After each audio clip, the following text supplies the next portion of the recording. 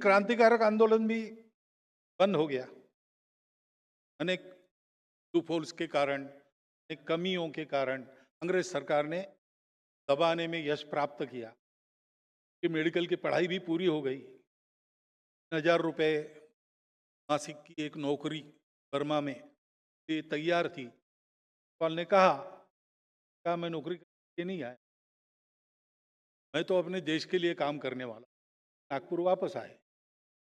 चाचा जी ने विवाह के बारे में पूछा, चाचा जी को पत्र लिखा, इस जीवन में मुझे दूसरा कोई काम करना नहीं है, क्योंकि उन्होंने प्रतिज्ञा की थी अनुशीलन समिति में प्रवेश करने। यह जन्म मेरा देश के लिए है, अपने सुख का विचार अगले जन्म।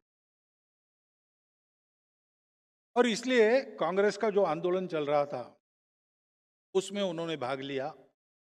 1920 में उस आंदोलन का प्रचार करते समय भाषण किए, के चलते सेडिशन का मुकदमा उन पर चला और उसमें उन्होंने अपना डिफेंस दिया। डिफेंस देते नहीं थे, लेकिन उन्होंने कहा कि मैं डिफेंस दूंगा, कोर्ट में मेरा और एक भाषण होगा, पत्रकार वगैरह आएंगे और एक बार मेरे प्रचार की मुझे। और उन्होंने भाषण किया। वो भाषण करने के बाद जो जजमेंट आया, जज ने लिखा जिन भाषणों के कारण इनको आरोप लगा है इन पर, उन भाषणों से का बचाव का भाषण ज्यादा सेडिशियस, क्योंकि उन्होंने यहीं से शुरुआत की कि अंग्रेज लोग हमारे ऊपर राज्य कर रहे हैं, ये किस कानून के तहत कर रहे हैं, वो किसने अधिकार दिया। स्वतंत्रता तो प्रत्येक व्यक्ति का जन्म सिद्ध हक है। मैंने लोगों को यही बताया है, स्वतंत्रता प्राप्त करने के उपाय बताए हैं, किसी के विरोध में कुछ नहीं कहा।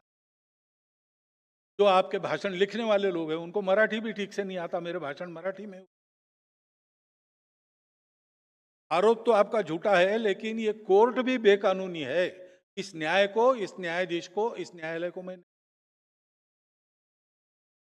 इसलिए उनको 1 वर्ष सश्रम